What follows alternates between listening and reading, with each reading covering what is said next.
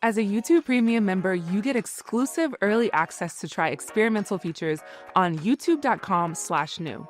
Premium members can test experimental features and provide feedback that helps shape YouTube's future. Some experiments are available only for a limited time, have a limited number of spots, or are limited to select territories and devices. Not all experimental features will launch to everyone. To opt in to an experimental feature on a web browser, go to youtube.com/new using your premium account. If you see an experiment you want to join, select Try It Out. To leave an experiment, select the Turn Off button next to the experiment.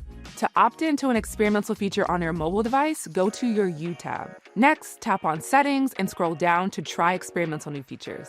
Then, tap Try It Out for any of the available experimental features.